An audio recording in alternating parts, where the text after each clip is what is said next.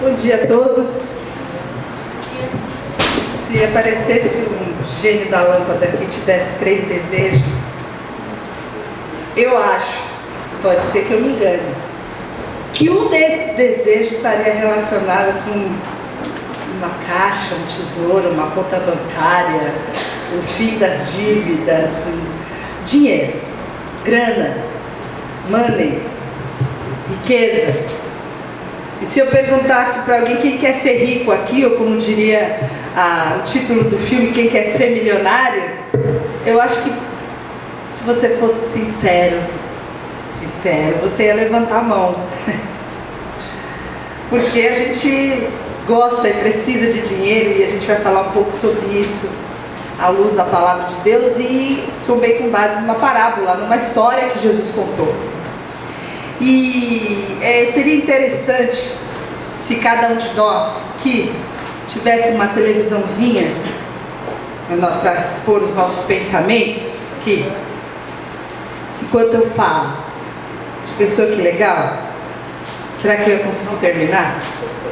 Ou se a gente fizesse uma enquete aqui, enquanto a Elise falava, o que você pensava? Eu acho que ia ter de tudo, né? Gente pensando no almoço, gente pensando no dia de ontem, gente pensando no dia de amanhã, gente pensando que está com dor, gente pensando que está com sono, gente pensando que fulano devia estar aqui porque fulano veio, gente pensando na roupa do outro, no cabelo daquele que está bem na sua frente, assim. Ia ter de tudo, por isso que a gente não tem a tal da televisãozinha. E os nossos pensamentos são um segredo.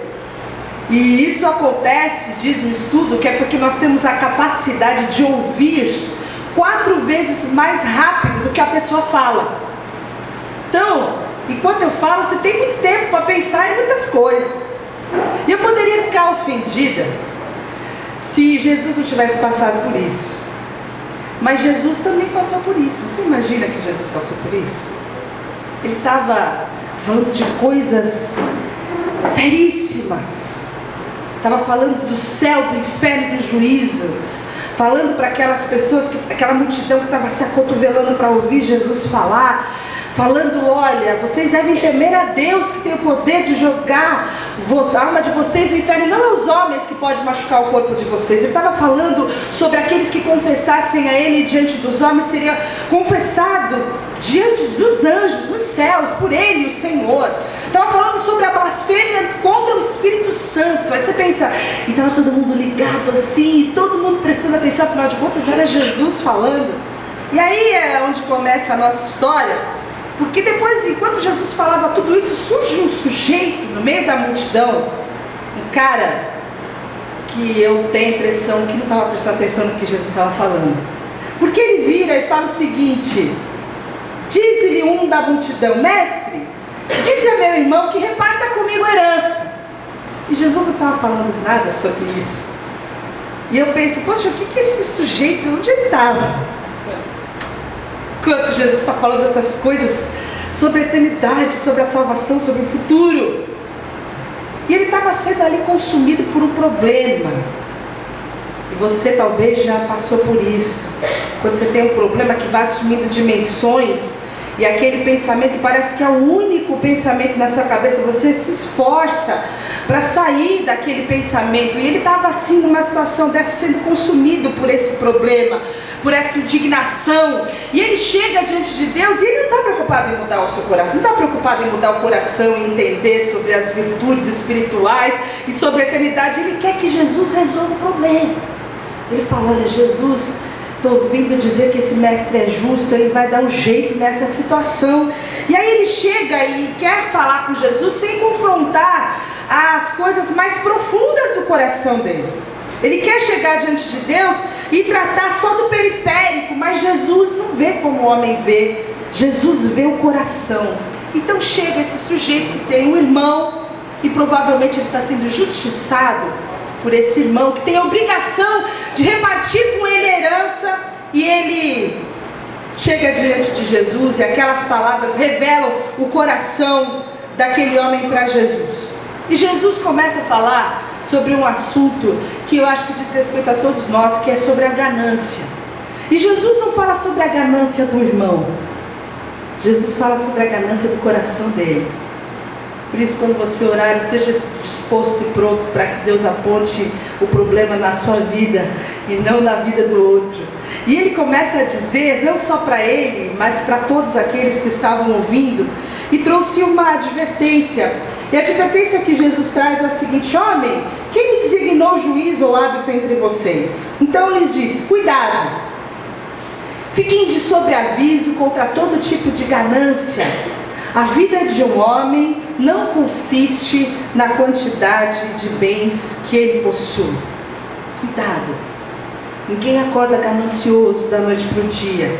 A ganância vai entrando, se apoderando do seu coração dia a dia, sorrateiramente. Quando você percebe, a ganância já está lá, ela já se apoderou, já está estrangulando a sua vida. E Jesus fala algo que vai completamente ao contrário do mecanismo da nossa sociedade, que a vida de um homem não consiste na quantidade de seus bens.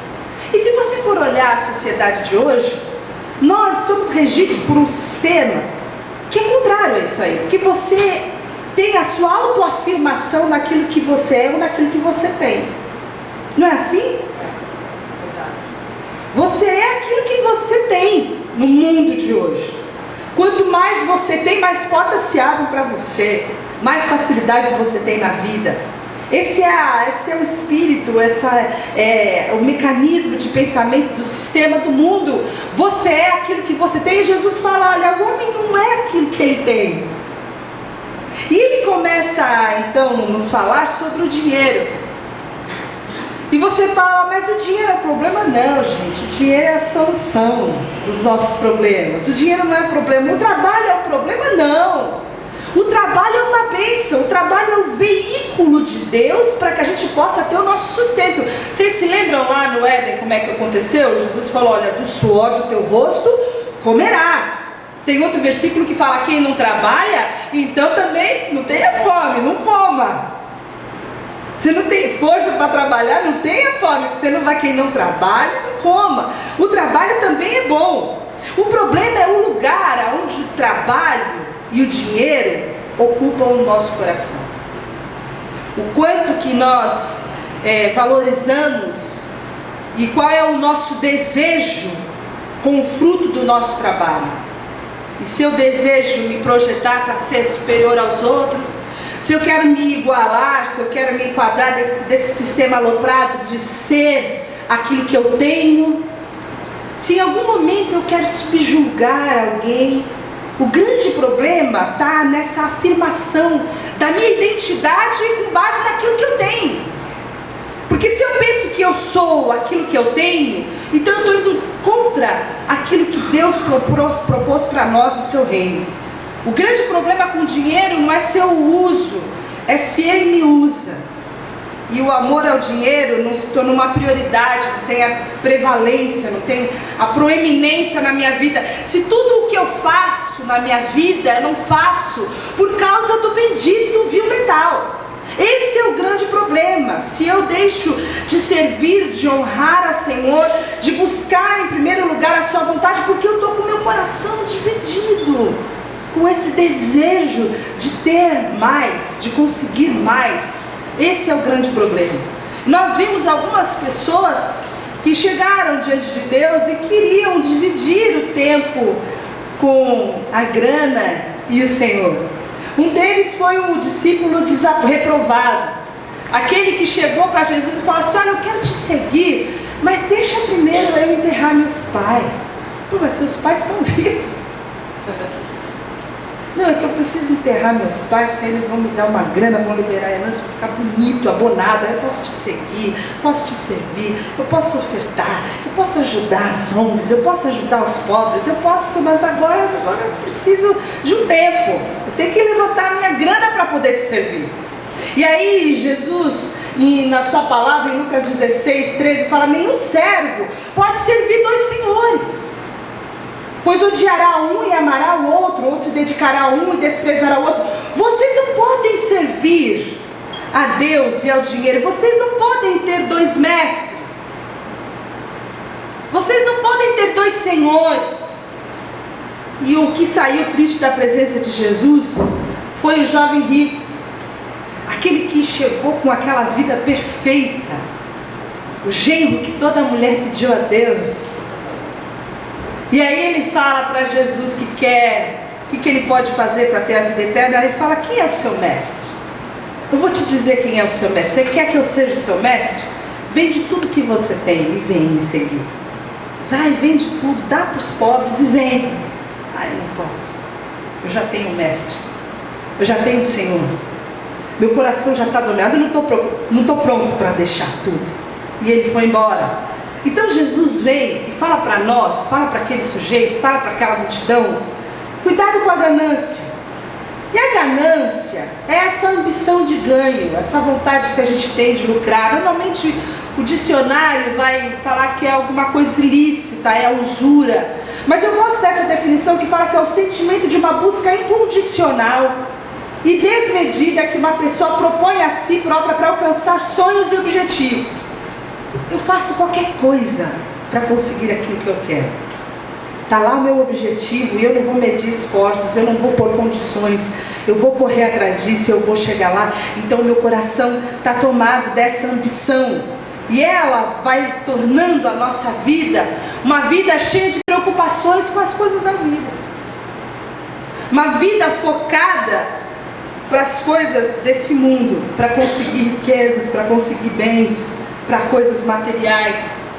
Isso Jesus falou também quando ele contou a parábola do semeador, sobre aquelas pessoas que ouvem a palavra, mas a palavra cai entre os espinhos. A pessoa recebe, começa a frutificar, mas aí o que acontece? Marcos 4:9 fala que quando chegam as preocupações dessa vida, o engano das riquezas e os anseios por outras coisas, elas sufocam a palavra, elas estrangulam a palavra, e a palavra se torna infrutífera, porque meu coração já tem um dono, meu coração já tem um Senhor. Eu não estou pronta para ter um Senhor. E aí o texto que Jesus fala que aqueles que vivem para as coisas dessa vida, vivem sufocados espiritualmente. A palavra até cai no coração, mas esse coração ele é cheio de espinhos. A prioridade no meu coração são as riquezas, são as coisas dessa vida. Não tenho muito tempo para Deus. Deus pode esperar ter uma eternidade com Jesus na glória. Aqui eu tenho que matar um leão por dia. E a gente vai vivendo essa vida sem se dar conta. Essa ganância vai crescendo e vai se apoderando do nosso coração, assim como os espinhos estrangulam a planta frutífera. E Jesus conta essa história, que é a parábola que nós vamos ver hoje, para aquele homem e para nós também. Então ele contou essa parábola. A terra de um certo homem rico produziu muito bem. Ele pensou consigo mesmo: o que eu vou fazer? Eu não tenho onde armazenar a minha colheita. Então disse: já sei o que eu vou fazer. Vou derrubar os meus celeiros e construir outros maiores, e ali guardarei toda a minha safra e todos os meus bens. E direi a mim mesmo: você tem grande quantidade de bens armazenados para muitos anos. Descansa, coma, beba e alegre-se. Eu acho que podia até ser esse o título do nosso estudo: descanse, coma, beba e alegre-se. Contudo Deus lhe disse: insensato, esta mesma noite a sua vida lhe será exigida. Então quem ficará com o que você preparou? Assim acontece com quem guarda para si riquezas, mas não é rico para com Deus. E aí nós vamos ver algumas coisas que Jesus nos ensina nessa história. A primeira delas é que a ganância ignora o senhorio de Cristo. Porque aquele que quer ter e sempre quer ter mais, que só pensa nisso, ele tem a síndrome do tudo meu. Quem já cuidou de crianças, ou quem já teve alguma criancinha aí perto de 1 e 2 anos, sabe que é tudo meu. A Bia falava: é tudo meu, Mobicão, é tudo meu. Tudo meu. A criança tem já esse desejo, por isso que eu falo que a maldade vem no chip, gente. Dificilmente você vai ver o que vai repartir. Fala: você quer esse brinquedo? Pode ficar para você. Não, eles lutam, eles pegam outro brinquedo, esse é meu, é tudo meu. E esse sujeito fala: olha, é minha colheita, são meus celeiros, é minha safra, são meus bens, é tudo meu. E o grande nessa situação, quando nós vivemos o meu trabalho, o meu dinheiro, a minha poupança, o meu investimento, o meu carro novo, a minha casa, o meu marido, os meus filhos, a minha família, que a gente ignora que a gente tem um Senhor. E que o nosso Senhor, Ele é dono de tudo. Nós somos pessoas que somos apenas mordomos. A palavra de Deus fala sobre isso, que do Senhor é a terra e tudo que nela existe, o mundo e os que nele vivem. Que a riqueza e a honra vem do Senhor, que Ele domina sobre todas as coisas, que nas mãos do Senhor estão a força e o poder para exaltar e dar força. Você pensa que o poder para exaltar e dar força está aqui na sua cuca, na sua inteligência? Que o dinheiro que está lá na sua poupança você conseguiu com o seu esforço? Riqueza e honra vem do Senhor. E depois ele fala, tudo vem de ti, nós apenas te damos o que vem das tuas mãos. E um texto que eu gosto muito, de Deuteronômio 8:18, fala, lembre-se do Senhor, do seu Deus, pois é Ele que lhes dá a capacidade de produzir riqueza. É Ele que lhes dá a capacidade de produzir. Está vendo? Você já pode vir orar na quarta-feira. Você não tinha algum motivo para orar? Você já pode vir orar por isso quarta-feira. Confirmando a aliança que jurou aos seus antepassados, conforme hoje se vê. É Ele que nos dá capacidade, Ele que nos dá força, é Ele que exalta, é dele que vem riqueza e honra, tudo é do Senhor e nós temos apenas a mordomia. Ele nos deixa usar, mas Ele retém a propriedade. É como se nós tivéssemos o usufruto daquilo que é do Senhor, mas nós temos que prestar contas diante de Deus. Nós somos dele, nós fomos comprados por um preço caríssimo. Queira vivamos, queira morramos, nós somos do Senhor. Então se você tem saúde hoje, um dia você vai prestar conta de como você cuidou do seu corpo. Metade das doenças que a gente vai adquirindo no meio do caminho é porque a gente não está cuidando da máquina como a gente deveria. Não é assim que o médico fala, porque se você fizer isso, se você fizer aquilo, se você tivesse feito aquilo lá hoje, você não estaria nessa situação.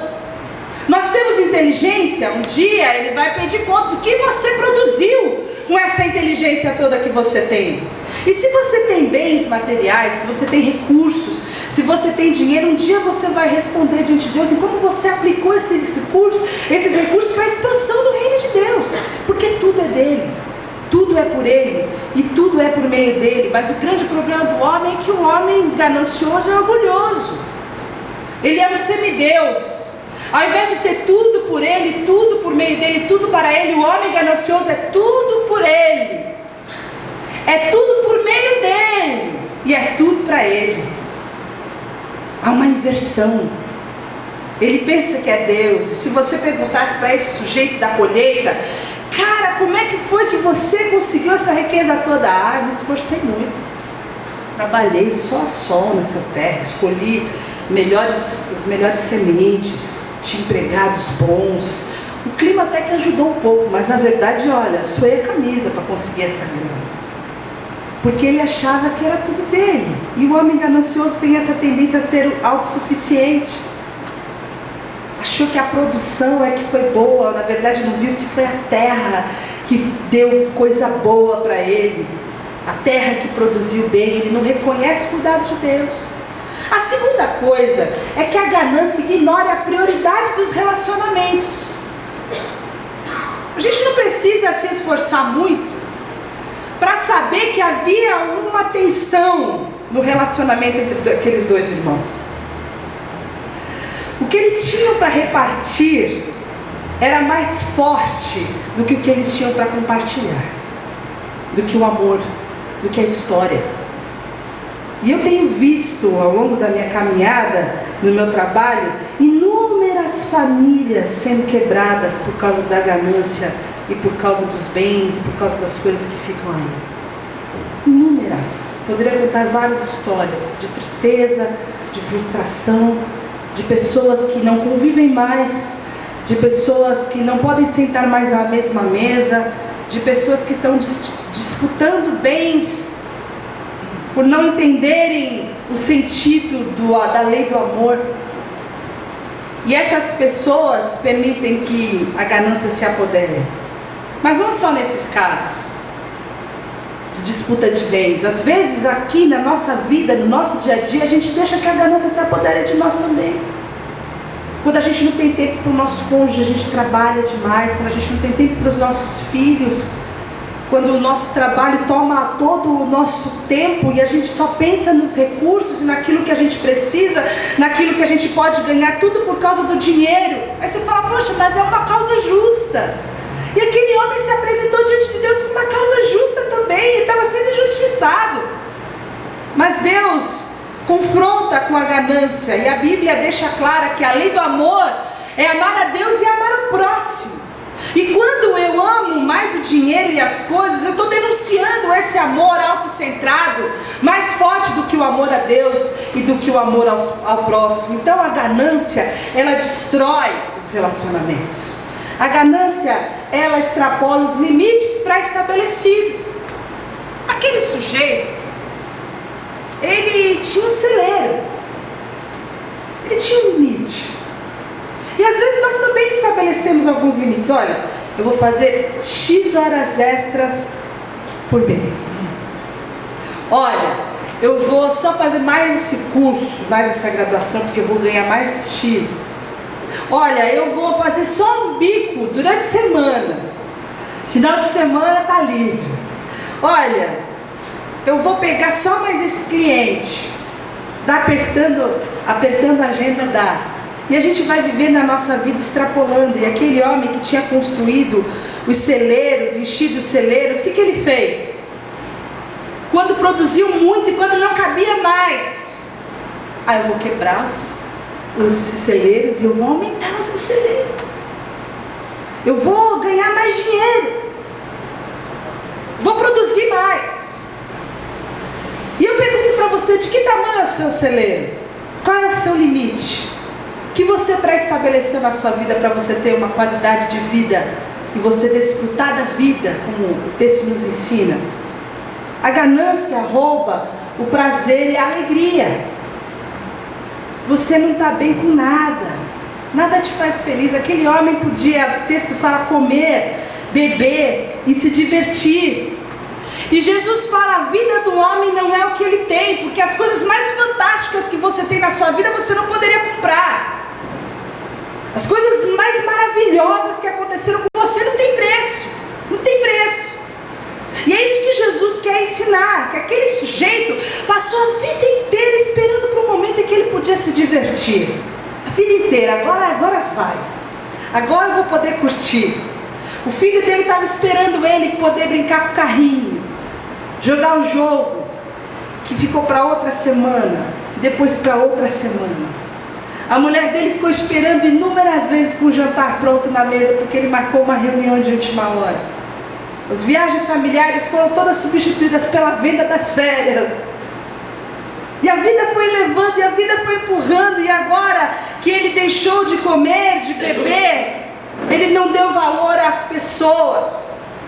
Ele deixou de se alegrar, ele deixou de curtir, ele deixou de se divertir. E a ganância vai colocando a segurança da vida naquilo que é terreno. Porque ele olhava para os bens dele e agora ele tinha tranquilidade financeira. Agora ele podia descansar. Porque aquela quantidade de bens que ele tinha, aquela colheita que ele tinha, ia trazer tranquilidade para ele. E ele fica cego de um jeito que ele não percebe a fragilidade dos bens terrenos.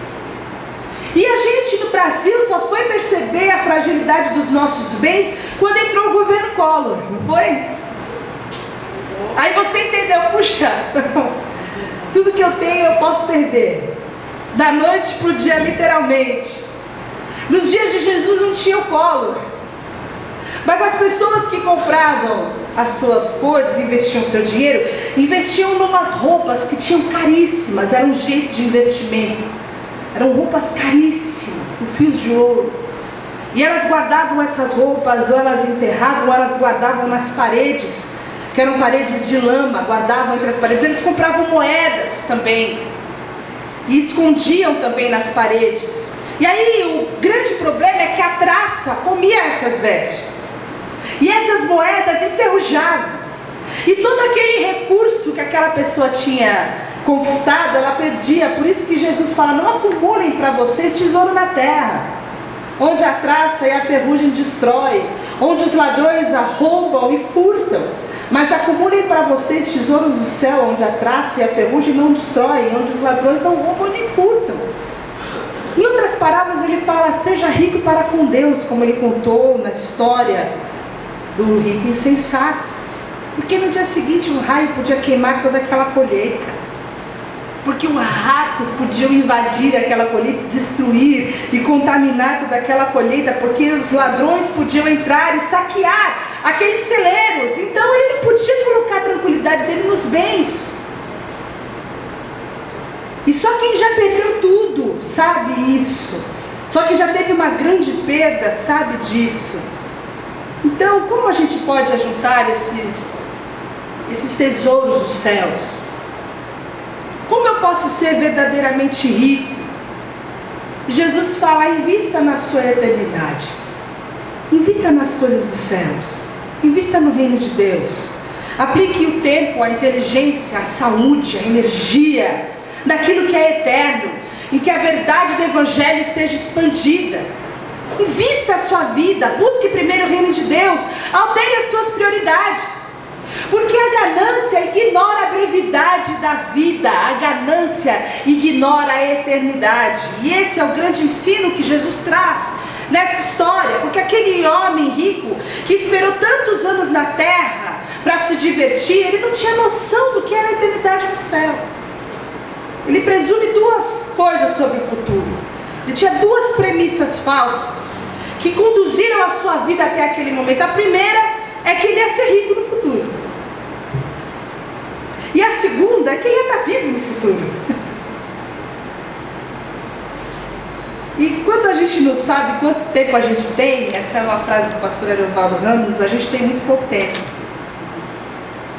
E a gente não pode pensar quanto tempo a gente tem para poder se divertir, para poder curtir, para poder comer e para poder beber. Porque a gente tem muito pouco tempo, a gente não sabe se a gente vai ter amanhã. Isso foi o que aconteceu com aquele homem.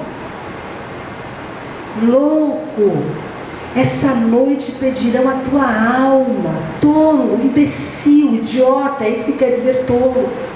E o que você tem preparado para quem vai ser? Você não vai ter amanhã, filho, para comer, beber, se divertir. Não tem amanhã. Você gastou a sua vida sem projetar a eternidade. O futuro não pertence a você.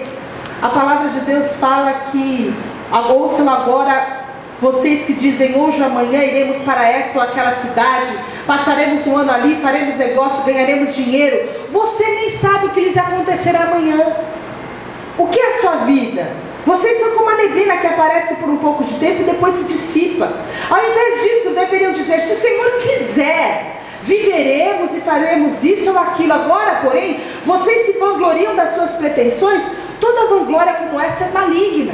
Pensar que o dia de amanhã e o seu futuro está lá à sua disposição. Você só tem hoje para investir no reino de Deus, na sua eternidade. Você só tem hoje. O tolo pensa sobre a vida, ele projeta, ele faz seus cálculos, os seus investimentos, mas ele não inclui Deus nos seus projetos. No momento que ele é separado desse mundo, toda a riqueza fica aqui. E eu ouvi uma vez uma história que fala: dois sujeitos estavam conversando num funeral, e um virou para o outro e falou assim: quanto é que ele deixou? E ele responde: deixou tudo. Deixou tudo. A gente vai e a gente não leva nada daqui, nada. Pode ser que enterrem você com o seu terno mais caro, ele vai se destruir em alguns anos. A gente não leva nada daqui, a gente deixa tudo. Agora, o que nós aprendemos com esse texto, para aqueles que são ricos, que estão perto da riqueza, perto dos seus objetivos, perto de alcançar aquilo que desejam, aqueles que estão batalhando para ser. O mundo diz que a vida consiste de coisas, mas Deus diz que a vida consiste em se relacionar corretamente com Ele e uns com os outros. Essa é a lei de Deus. É a lei do amor. Amar a Deus e amar ao próximo.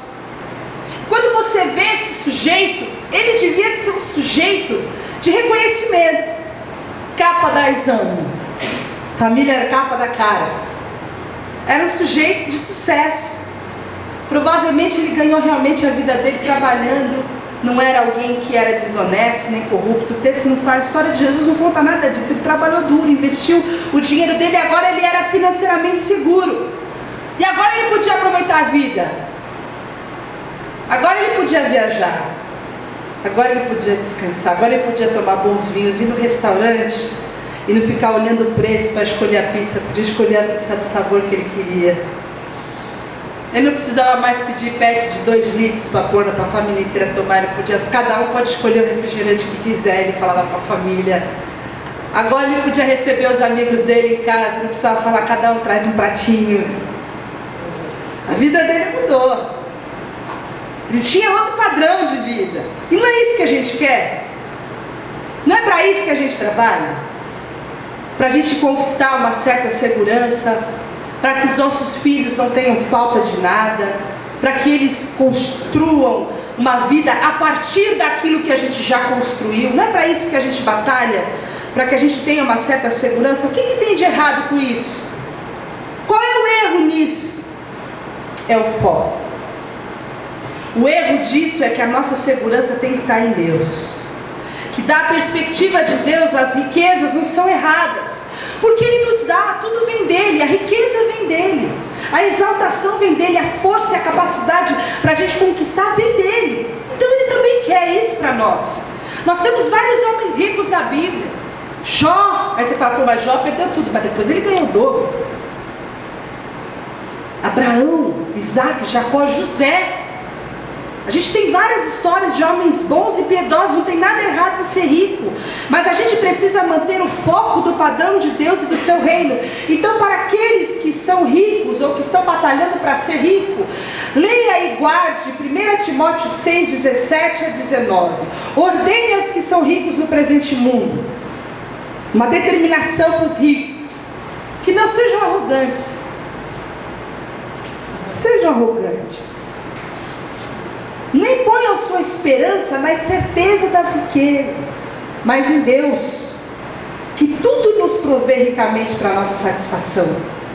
Ordene-lhes que pratiquem o bem, sejam ricos em boas obras, generosos e prontos para repartir.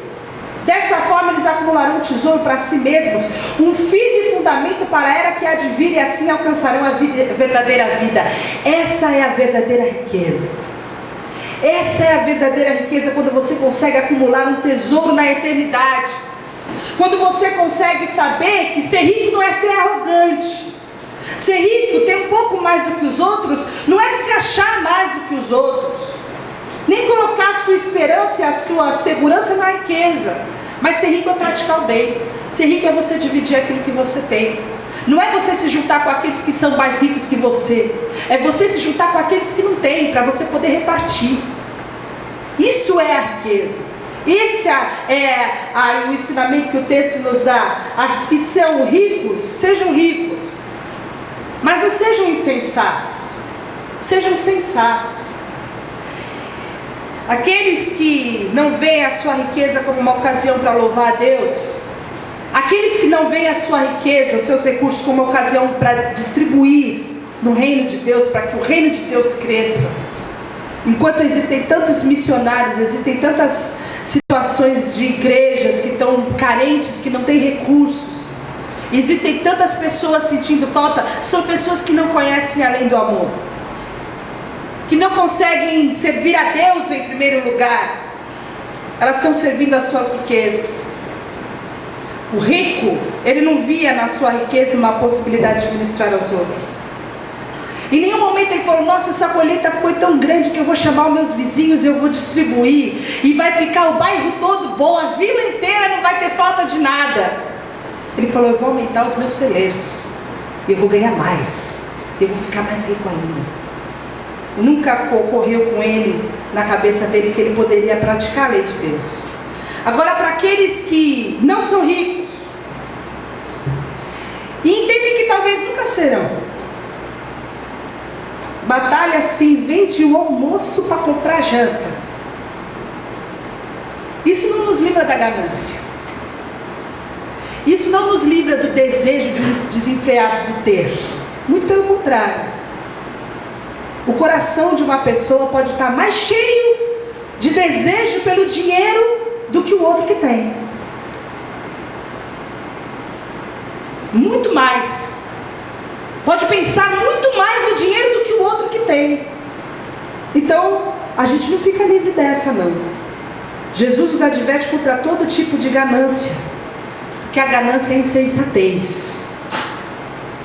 E nós também, muitas vezes, nos esquecemos da lei do amor, nos esquecemos do próximo, por causa dessa necessidade que nós temos do trabalho e do dinheiro, dos recursos financeiros, achando que trabalhando a gente joga o dinheiro dentro de casa e está tudo certo, mas o dinheiro não supre o amor e o afeto e a atenção e o tempo juntos. O dinheiro não supre isso, você não compra isso.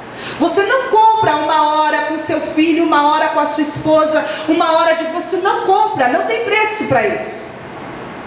Não tem dinheiro que pague isso. Nós podemos ser pobres e insensatos também. A história do rico insensato por causa do coração ganancioso. Mas nós podemos ser pobres e insensatos na luta do ganha-pão, priorizando os recursos do que as relações, querendo estender as nossas jornadas ao invés de curtir, de beber, de se divertir, de descansar. Nós nos alegramos muito mais nas nossas singelas refeições, nas coisas simples, nas coisas compartilhadas. O pobre, insensato e infeliz é aquele que põe a sua segurança e a sua alegria naquilo que não possui. Entenderam? Não tenho, mas se eu tivesse eu ia ser feliz. Eu não tenho, mas se eu tivesse eu ia poder descansar. Eu não tenho, mas se eu tivesse eu ia estar com uma vida segura, uma vida tranquila, mas eu não tenho. Então, além de insensato, ele ainda é infeliz, o desgraçado. Verdade. Vive a vida sem desfrutar e sem perceber as bênçãos de Deus, as bênçãos que a gente não pode comprar, aquilo que a gente não pode pagar, sem perceber a brevidade da vida. Porque a eternidade também bate a porta do pobre, que também não comeu, que também não bebeu, que também não se divertiu, que não curtiu, que não abençoou aquela comida porque queria comer outra, não queria comer aquela. Olha bem aquele frango e fala: eu queria um mignon hoje, caramba. Frango de novo. Não, hoje é ovo. Frango acabou ontem. E vive a vida na reclamação, vive a vida na lamúria, vive a vida na desgraça. Você pergunta: tudo bem? Não, porque minha vida é desgraça, não tem isso, não tem aquilo, não tem aquilo outro. Ela está esperando conquistar e conseguir e possuir para ser feliz. Essa é a vida do pobre insensato. Para aqueles que não são ricos e que entendem que talvez nunca serão, 1 Timóteo fala o seguinte: de fato, a piedade com contentamento é uma grande fonte de lucro. E é aí que a gente aprende a ser verdadeiramente rico. Pois nada trouxemos para esse mundo e dele nada podemos levar. Por isso, tendo que comer, com que vestir-nos, estejamos com isso satisfeitos. Os que querem ficar ricos caem em tentação, em armadilhas e muitos desejos descontrolados e nocivos, que levam os homens a mergulharem na ruína e na destruição, pois o amor ao dinheiro é a raiz de todos os males. Algumas pessoas, por cobiçarem o dinheiro, desviaram-se da fé e se atormentaram a si mesmas com muitos sofrimentos. Você, porém, homem de Deus, fuja de tudo isso e busque a justiça, a piedade, a fé, o amor, a perseverança e a mansidão. E eu fico pensando, quantos de nós, por não cobiçarem o dinheiro que a gente não tem, as coisas que a gente não tem, e talvez nunca tenha, a vida que a gente vê que os outros têm, que a gente não tem, a gente desvia da fé, dessa confiança que a gente cantou agora, de que Deus é um Deus bom, que tem coisas boas para nós. A gente se desvia dessa verdade de confiar que tudo que Deus faz para nós é bom e perfeito, e a gente se atormenta, enche nossa nossa mente, enche nosso coração com ideias e com sonhos que nunca serão alcançados. A palavra fala, olha, fuja disso, viva assim, essa vida infeliz. Busque a justiça, a piedade, a fé, o amor, a perseverança e a mansidão, valores eternos. Busque as coisas eternas, busque as coisas que estão acima, que estão no alto. Ser sensato ou não faz muito mais diferença do que ser rico ou não. Você pode ser um rico insensato, um rico ganancioso, ambicioso, que não sabe dividir, que não sabe repartir, que é pobre em boas obras, que é arrogante, que é metido, se acha mais do que os demais. Ou você pode ser um pobre insensato, infeliz, cuja sua alegria e segurança está nas coisas que você não possui e talvez nunca possua. E você retarda a sua felicidade, a felicidade da sua família, por causa dos bens que você talvez nunca conquiste.